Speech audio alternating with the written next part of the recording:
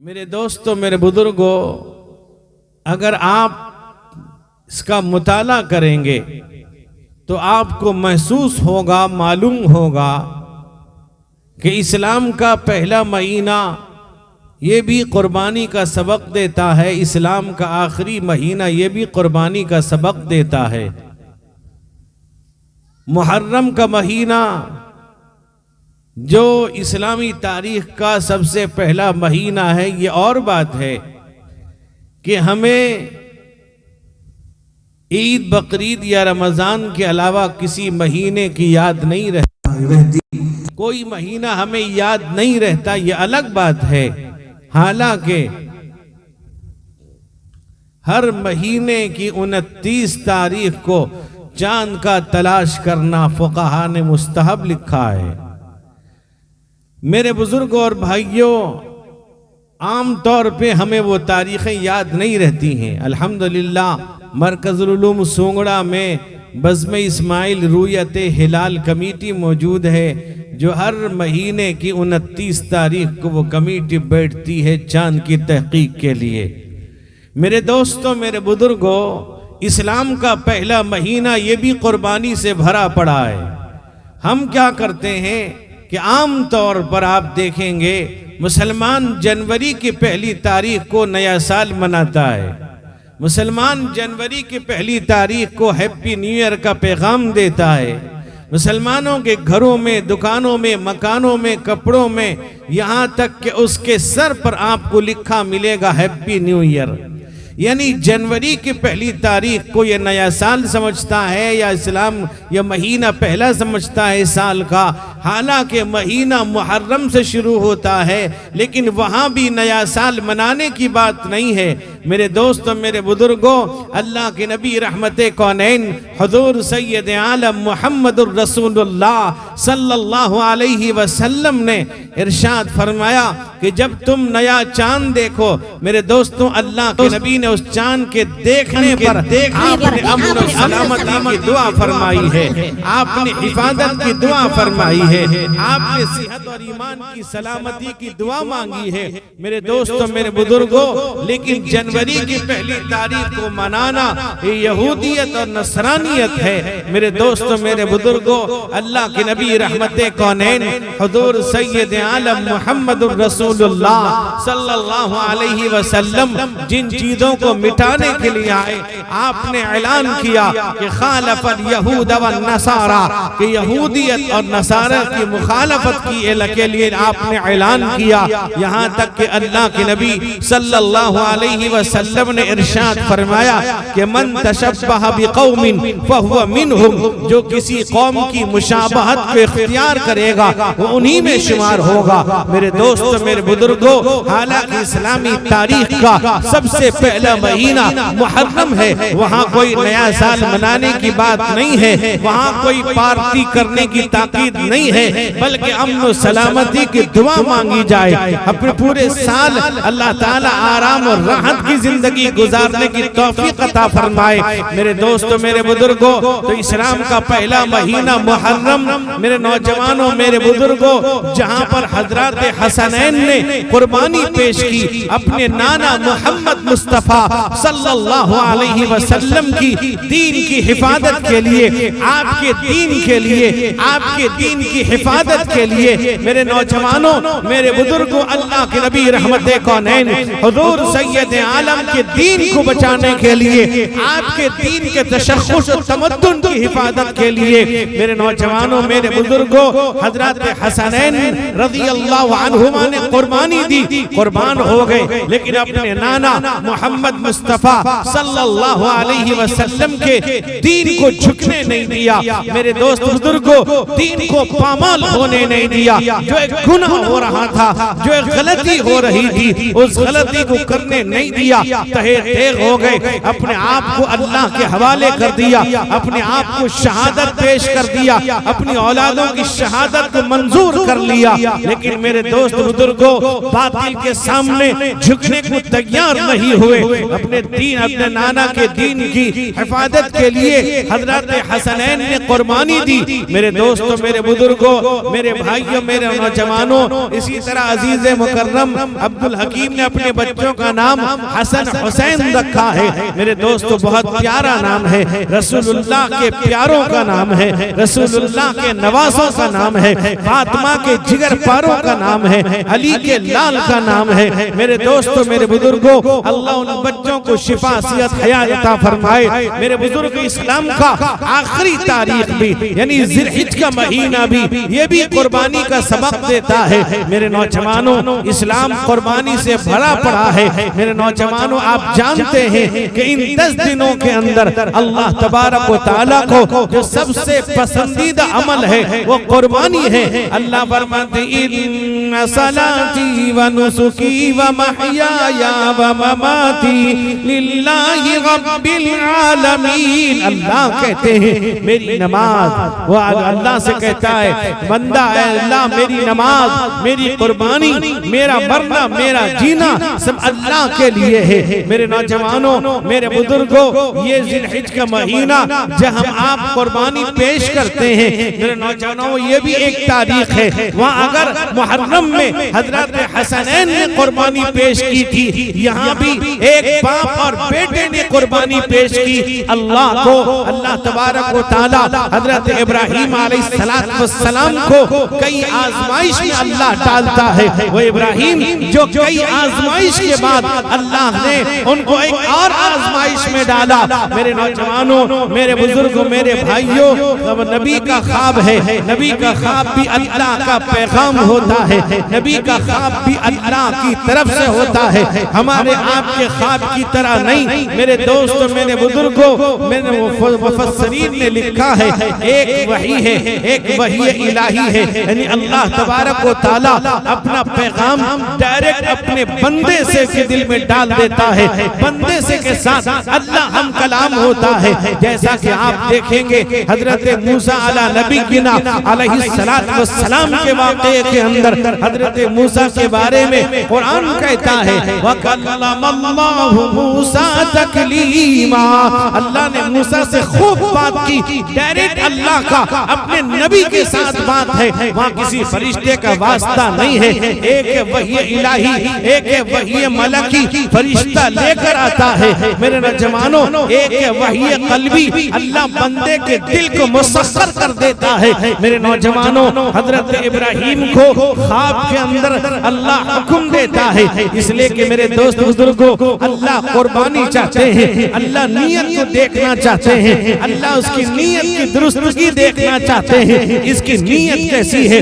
اللہ نے حکم دیا، حضرت ابراہیم علیہ نبی علیہ السلام نے اپنے بیٹے سے جا کر کہا خواب دیکھا اللہ کا پیغام ہے، خواب دیکھا اللہ کا حکم ہے کہ بیٹے کو اللہ کے راستے میں قربانی کرنے کا حکم دیا جا رہا ہے، جس کو وحی قلبی کہا جاتا ہے۔ میرے دوست بزرگوں، نبی کا خواب ہے سچا ہوتا ہے، نبی کا خواب ہے اللہ کا پیغام ہوتا ہے، نبی کا خواب ہے یہ بھی وحی کی طرح ہے۔ میرے نوجوانوں، نبی کے خواب پر احکام مرتب ہو سکتے ہیں، لیکن ہمارے خواب پر احکام مرتب نہیں ہو سکتے۔ میرے نوجوانوں، باپ نے بیٹے سے کہا یا ارا فی المنام انی اذبحک فانظر ماذا ترى۔ کہا کہ بیٹا رات خواب دیکھا ہے کہ تجھے اللہ کے راستے میں ذبح کر رہا ہوں، تجھے اللہ کے راستے میں قربانی پیش کر رہا ہوں، حکم اللہ کا ہے۔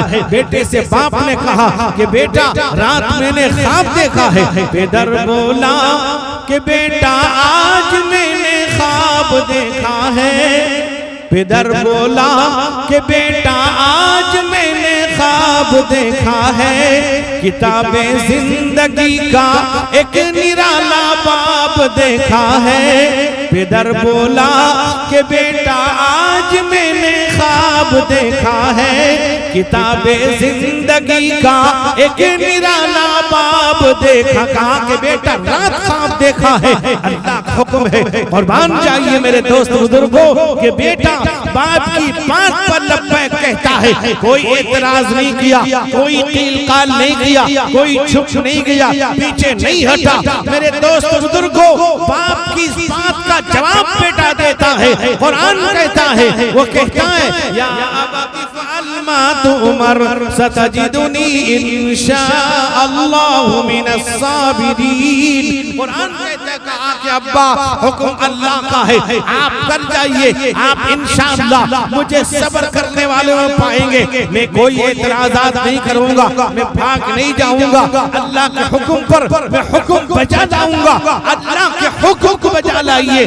آپ بتلائیے ایک باپ ہے، ایک بیٹا ہے، بیٹے کی قربانی پیش کر رہے تھے۔ میرے نوجوانوں آج ہم آپ نہ جانے اپنی اولاد کی وجہ سے حرام و حلال کی تمیز نہیں کرتے، کتنی غلطیاں کر جاتے ہیں، کتنے گناہ کر جاتے ہیں اولاد کی وجہ سے۔ میرے دوست بزرگوں ہم دینداری کو بھول جاتے ہیں، اولاد کی وجہ سے ہم دین کو چھوڑ بیٹھتے ہیں، اولاد کی وجہ سے ہم دین کو پیچھے ڈال دیتے ہیں۔ اولاد جو چاہے کرے، اولاد جو چاہے کرے، باپ دیندار ہے، باپ برداشت کر رہا ہے، اولاد کر رہی ہے، کہنے کو تیار نہیں۔ میرے دوست میرے بزرگوں قرآن کہتا ہے یہی اولاد ہوگی اللہ کے دربار میں اپنے ماں باپ کی شکایت کرے گی۔ قرآن کہتا ہے اِنَّا أَتَانَا سَادَتَنَا وَكُبَرَاءَنَا فَأَضَلُّونَا السَّبِيلَ۔ اللہ کہتا ہے یہی اولاد شکایت کرے گی اللہ کے دربار میں۔ میرے نوجوانوں دور نہیں، آج میں آپ کو بتاتا ہوں بہت سے نوجوان ایسے ہیں جو میرے پاس آئے اپنے ماں باپ کی شکایت لے کر آئے، ماں باپ بوڑھے ہو گئے ہیں، وہ یہ کہنے لگے کہ میرے ماں باپ آج ایسے حالت ایسی ہے، پوری رات موبائل دیکھنے میں گزار دیتے، رات کو سوتے نہیں، افسوس ہے۔ میرے دوستو اولاد دنیا میں شکایت کر رہی ہے، یہی اولاد جس کے لیے باپ سارے حلال و حرام کا خیال نہیں کرتا، سارے گناہ کر ڈالتا ہے، اولاد کی وجہ سے ساری محنتیں کرتا ہے، بیوی بچوں کے لیے اپنی ساری قربانی پیش کرتا ہے، اپنے آپ کو بیوی بچوں کے لیے ترج دیتا ہے۔ قرآن کہتا ہے خدا نہ خواستہ اگر اس باپ کے لیے اللہ تعالیٰ جہنم کا فیصلہ کر دے گا، وہ باپ کیا کہے گا؟ قرآن کہتا ہے وَلَا يَسْأَلُ حَمِيمٌ حَمِيمًا يُبَصَّرُونَهُمْ يَوَدُّ الْمُجْرِمُ لَوْ يَفْتَدِي مِنْ عَذَابِ يَوْمِئِذٍ بِبَنِيهِ وَصَاحِبَتِهِ وَأَخِيهِ وَفَصِيلَتِهِ الَّتِي تُؤْوِيهِ وَمَنْ فِي الْأَرْضِ جَمِيعًا ثُمَّ يُنْجِيهِ كَلَّا إِنَّهَا لَظَىٰ نَزَّاعَةً لِلشَّوَىٰ۔ قرآن کہے گا اللہ مجھے بچا لیجئے، میری بیوی کو جہنم میں ڈال دیجئے، مجھے بچا لیجئے، میری اولاد کو جہنم میں ڈال دیجئے، مجھے بچا لیجئے، میرے دوستوں کو جہنم میں ڈال دیجئے، مجھے بچا لیجئے، میرے ملنے جلنے والے، میرے دوست و احباب، میرے پڑوسی جہنم میں ڈال دیجئے۔ آخر میں کہے اللہ پوری دنیا کو جہنم میں جھونک دیجئے، مجھ کو بچا لیجئے۔ اللہ کہیں گے وَلَا تَزِرُ وَازِرَةٌ وِزْرَ أُخْرَىٰ۔ آج کسی کا بوجھ کسی پہ لادا نہیں جائے گا۔ قربان جائیے حضرت ابراہیم علیہ السلام پر، قربان جائیے حضرت اسماعیل پر، وہاں باپ ایک بیٹے کی قربانی پیش کر رہا ہے۔ ایک وہ موقع تھا اللہ تبارک و تعالیٰ نے حکم دیا ابراہیم کو، ابراہیم جاؤ اس وادی غیر ذی زرع میں، چٹیل میدان، پتھریلی زمین، پہاڑی پہاڑ، مکے کو بسانا اللہ کو ہے۔ ابراہیم کو حکم ہوتا ہے بیوی ہاجرہ کو لے جاؤ، معصوم اسماعیل دودھ پیتے بچے کو لے جاؤ۔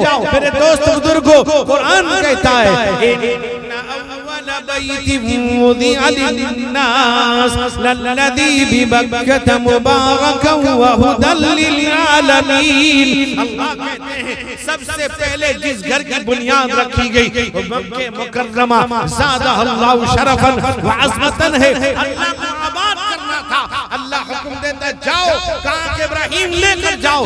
جاتے ہیں مکہ پہنچتے ہیں، اس پہاڑ کے پاس پہنچتے ہیں جہاں اللہ نے حکم دیا تھا.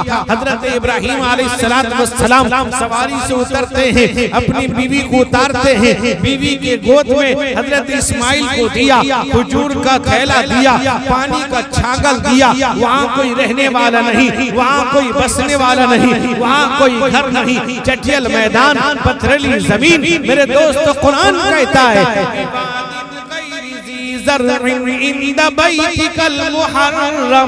اللہ نے ایسے وادی میں جہاں کوئی بسنے والا نہیں، جہاں کوئی رہنے والا نہیں، جہاں کوئی انسان نہیں، میرے دوست بزرگوں پانی کا دور دور تک نام و نشان نہیں. حکم اللہ کا ہے.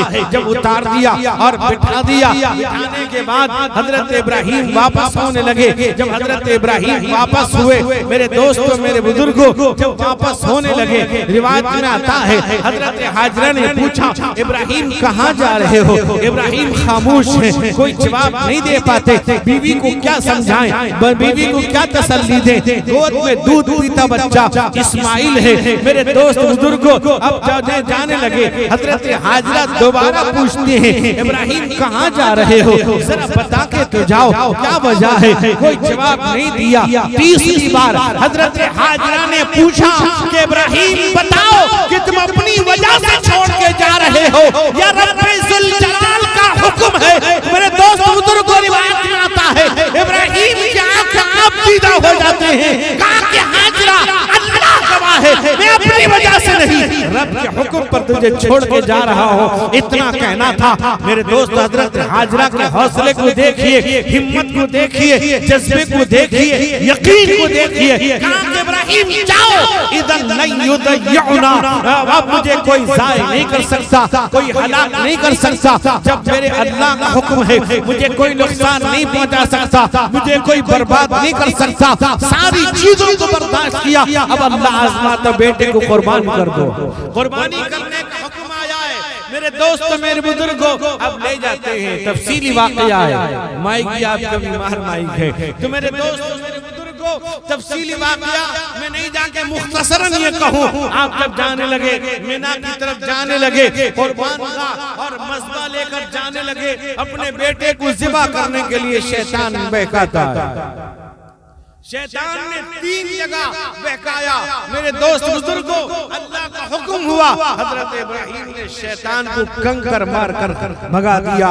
جہاں پر آج حجاج اکرام میرے جمر اولا، جمر وسطیٰ، جمر عقبہ میں رمی کرتے ہیں. میرے نوجوانوں آج بہت سے لوگ رمی کرتے، کوئی چپل پھینک دیتا ہے، کوئی اچھل اچھل کے مارتا ہے. میرے دوست بزرگوں یاد رکھو جس طرح میرے نبی نے بتایا اسی طرح مارنا سنت ہے. اس کے خلاف مارو گے اللہ یہاں قبول نہیں ہوگا. جس طرح اللہ کے نبی نے مار کر بتلا دیا اسی طرح کنکر مارنا وہ اس کے علاوہ مارو گے قبول نہیں ہے. نوجوانوں آج بہت سارے لوگ سنت کے خلاف کرتے ہیں. میں نوجوانوں میں کہا کرتا ہوں کہ سنت کے مطابق کے حج کیا کرو، سنت کے مطابق میرے دوست بزرگ عمرہ کیا کرو. میرے نوجوانوں اور بات ہے اس مرتبہ گرمی کی وجہ سے کچھ لوگ اللہ کو پیارے ہو گئے، ورنہ بہت سے لوگ سمجھتے ہیں کہ لوگ چڑھ کر کے مار ڈالیں گے. یہ قطعاً غلط بات ہے. بلکہ میرے دوستوں میں ایک بات کہتا ہوں، اگر عمرہ اور حج کو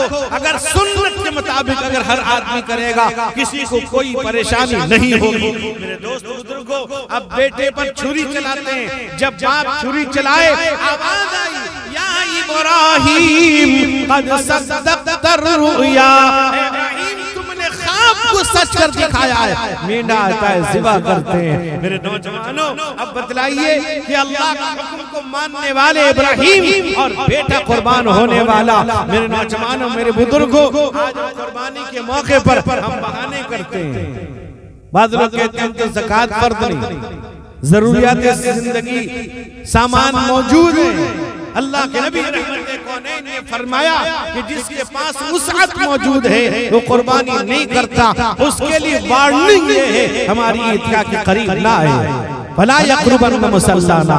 میرے دوستوں میرے بزرگوں ہم قربانی میں طرح طرح کے بہانے کرتے ہیں.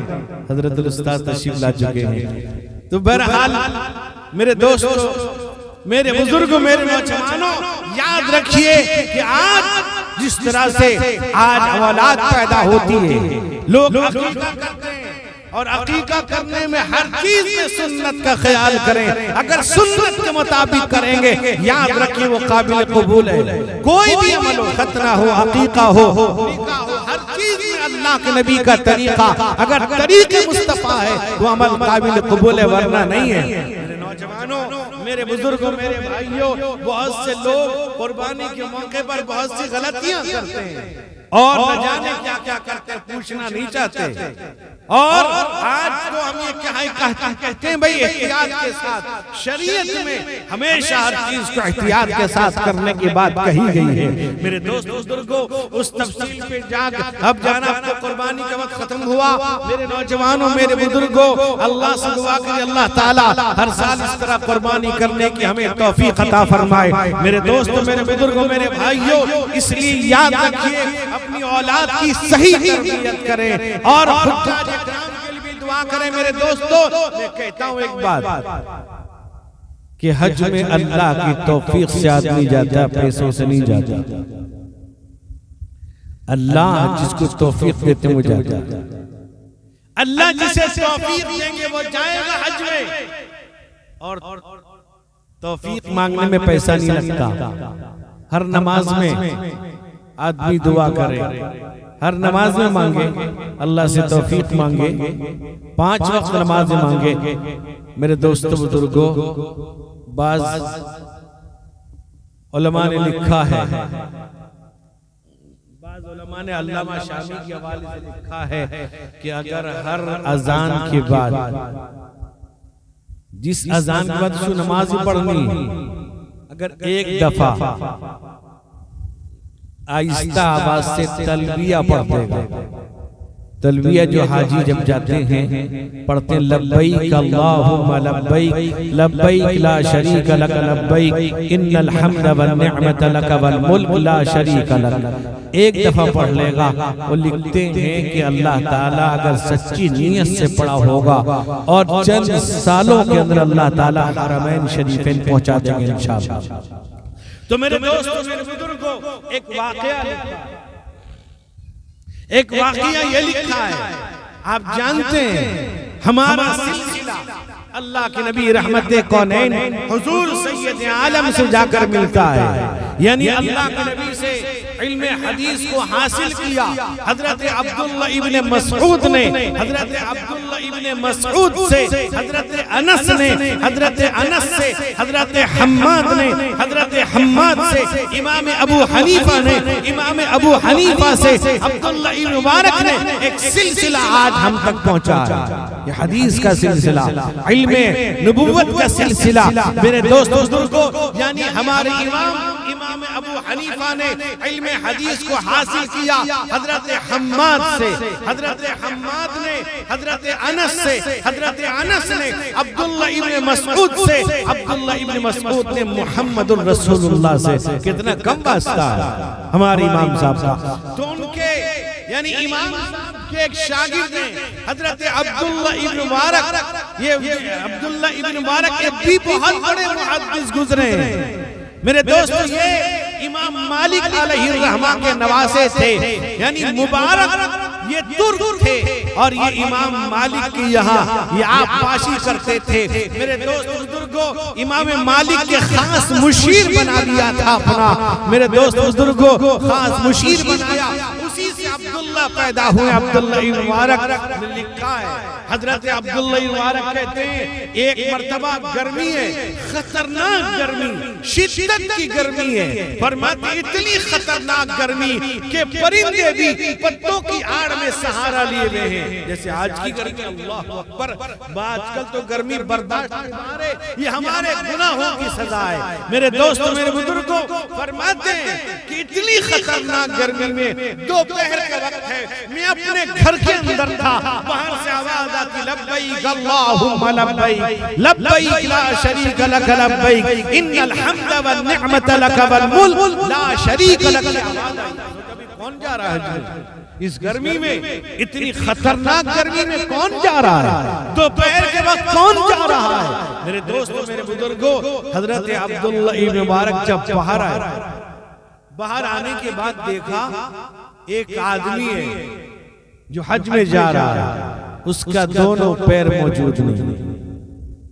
وہ آدمی احرام پہنے ہوئے گھسٹ گھسٹ کے جا رہا ہے، فرماتے ہیں کہ اس کے دونوں پیر موجود نہیں ہیں، دونوں پیر اس کے نہیں ہیں، اسی حال میں گھسٹ کے جا رہا۔ میں نے اس کو سلام کیا، روکا، میں نے اس سے کہا اے اللہ کے بندے، اس گرمی میں تو جا رہا ہے، لہذا تو ایک کام کر، میں تیرے لیے سواری کا انتظام کر دیتا ہوں، چلے جانا۔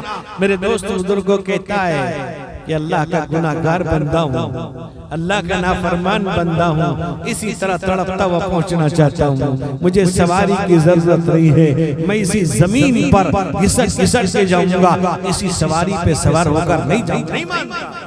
جب نہیں مانا، حضرت عبداللہ ابن مبارک نے کہا ایک کام کرو کہ تم رک جاؤ، جب گرمی کی تپش کم جائے، سورج کی تمازت کم جائے، گرمی کی شدت کم جائے، تم چلے جانا۔ کہتا ہے اللہ کا نافرمان بندہ، گناہگار بندہ، جس نے گناہ میں زندگی گزاری ہو، وہ کسی سائے، کسی ٹھنڈک کا انتظار کرے گا، اسی گرمی میں چلا جاؤں گا۔ نہیں مانتا، چلا گیا۔ جب چلا گیا، حضرت عبداللہ ابن مبارک کہتے ہیں، جیسے آپ جانتے ہیں کہ حاجی 8 تاریخ کو منی میں آتا ہے، 9 کو عرفات میں جو رکن اعظم حج کا ہے، پھر وہاں سے سورج کے غروب کے بعد، مغرب کی اذان کے بعد وہاں نماز نہیں پڑھے گا، وہ مزدلفہ جائے گا جہاں پر مغرب عشاء پڑھے گا۔ پہلے تو دیر ہو جایا کرتی تھی، اب تو ٹرین کا سلسلہ چند منٹوں میں پہنچ جاتا ہے، اور مزدلفہ میں رات گزارے گا کھلے آسمان کے نیچے، اس کے بعد صبح میں طلوع کے بعد پھر وہ وقوف کر کے کنکر لے گا۔ سب سے پہلے بڑے شیطان جمر عقبہ کو رمی مارے گا، کنکر مارے گا، اس کے بعد جائے گا قربانی کرے گا، اگر حج تمتع ہے تو قربانی کرے گا، قربانی کرنے کے بعد اپنے بال کا سر کا حلق کرائے گا، حلق کرانے کے بعد اب وہ طواف زیارت کرے گا۔ میرے دوستو، میرے بزرگوں، حضرت عبداللہ ابن مبارک کہتے ہیں میں کنکر لے کر جب چلا ہوں اور میں نے کنکر مارا، جمر عقبہ کو رمی کیا، کنکر مار کے جب آگے بڑھا دعا کرنے کے لیے، دیکھا کہ لوگوں کا جمگٹا ہے، کافی تعداد میں لوگ جمع ہیں، کوئی دعا کر رہا ہے، کوئی آدمی دعا کر رہا ہے، سب آمین کر رہے ہیں۔ کہتے ہیں میں مجمع کو چیرتا ہوا جب آگے بڑھا، دیکھا وہی آدمی جس کا دونوں پیر نہیں تھا، وہ دعا مانگ رہا ہے، وہ اللہ سے دعا کرتا۔ کیا دعا کر رہا ہے؟ وہ کہتے ہیں اللہ اے میرے پروردگار، سارے حجاج اکرام جمر عقبہ کو رمی کرنے کے بعد قربان گاہ جا رہے ہیں، قربانی کرنے کے لیے، قربانی پیش کرنے کے لیے، جانور ذبح کرنے کے لیے جا رہے ہیں، قربانی پیش کرنے جا رہے ہیں۔ اے اللہ، اے میرے پروردگار، میرے پاس احرام کے علاوہ کچھ نہیں ہے، میرے پاس کچھ نہیں، میرے پاس سوائے احرام کے اور کچھ نہیں ہے۔ اے میرے اللہ، سارے لوگ قربانی پیش کر رہے ہیں، قربانی کرنے جا رہے ہیں، اے اللہ میرے پاس کوئی دولت نہیں، کوئی پیسہ نہیں سوائے احرام کے، اے اللہ اگر آپ قربانی چاہتے ہیں، قربانی مقصد آپ کا ہے، اے اللہ میرا جان آپ کے حوالے قبول کر لیجئے۔ اتنا کہتا ہے اس کا انتقال ہو جاتا ہے۔ یہ کیسے لوگ تھے، کس طرح سے محبت کرتے تھے، کیسی نیت ان کی تھی۔ میرے دوستو بزرگوں، آج کے زمانے میں جو حالات ہمارے ہیں، ہم اپنے آپ کو سدھارنے کو تیار نہیں۔ آج مسلمانوں کی بستیوں میں چلے جائیے، جا کے دیکھیے مسجدوں کا حال، صبح کی نماز میں چلے جائیے، بہت مشکل ہو جاتا ہے امام صاحب کی نماز پڑھانا۔ مسلمانوں، یہ کوئی قصے کہانی نہیں بتا رہا، بلکہ حقیقت بتاتا ہوں۔ اتنی مسجدوں کی شکایتیں ہیں، صبح کی نماز میں میرے دوست وقت ہوتا میں بتا دیتا، بلکہ ایسے ایسے علاقوں میں جہاں امام تنہا کھڑا ہے، کوئی تکبیر دینے والا نہیں۔ آج بھی کیا ہو رہا ہے؟ آپ دیکھیے کیا ہو رہا والے سے جمعیت علماء اس سلسلے میں فکر مند بھی ہے اور وہاں بات چیت کر بھی رہی ہے، اور حضرت امیر الہند صدر جمعیت علماء ہند حضرت مولانا سید ارشد مدنی دامت برکاتہم کا آج فون بھی آیا کہ وہاں کی تفصیلات بتاؤ کیا حال ہے۔ اللہ سے دعا کیجئے اللہ ان سب کی حفاظت فرمائے، ہم سب کی حفاظت فرمائے۔ اب تو بہت احتیاط کے ساتھ زندگی گزارے، حکومت میں بدل گئی ہے، دیکھو ہمیں حکومت سے کوئی لینا دینا نہیں، ہم تو اصل حکومت کے ماتحت ہیں، ہم تو اللہ کے حکم پر زندگی گزارتے ہیں، ہم اپنے اللہ کو اپنے نبی کو راضی رکھنا ہے۔ اگر ہم نے اپنے اللہ کو اس کے نبی کو اس کے حبیب کو راضی کر دیا، ساری حکومتیں آتی جاتی رہیں گی، کوئی نقصان نہیں پہنچا سکتا۔ اپنے آپ کو بدلیں، اپنے گھر کی زندگی کو بدلیں، گھر گھر نمازی، ہر گھر نمازی بنے، کوئی ایک بے نمازی نہ رہے، جہاں رہیں جس جگہ رہیں جس حال میں رہیں نماز پڑھیں۔ اللہ ہم سب کی حفاظت فرمائے، اور عبدالحکیم کے بچوں کو، حسن حسین دونوں کو اللہ تعالیٰ صحت و حیات تندرستی عطا فرمائے، دیندار بنائے، ماں باپ کا فرما بردار بنائے، اس گھر کو گھر والوں قبول فرمائے، اس محلے کو محلے والوں قبول فرمائے۔ اللہ ہمارے مریضوں کو شفا عطا فرمائے، اللہ تعالی ہم سب کو ہمارے بیوی بچوں کو مہلک بیماری سے، ہر بیماری سے محفوظ فرمائے، حرام لقمے سے محفوظ فرمائے، حلال روزی مقدر فرمائے۔ اللہ تمام مدارس، مساجد، خانقاہ، جماعت، جمعیت سب کی حفاظت فرمائے، سب کو متحد فرمائے۔ اللہ ہم سب کے اس محلے کے تمام مرحومین کی مغفرت فرمائے۔ وآخر دعوانا ان الحمدللہ رب العالمین۔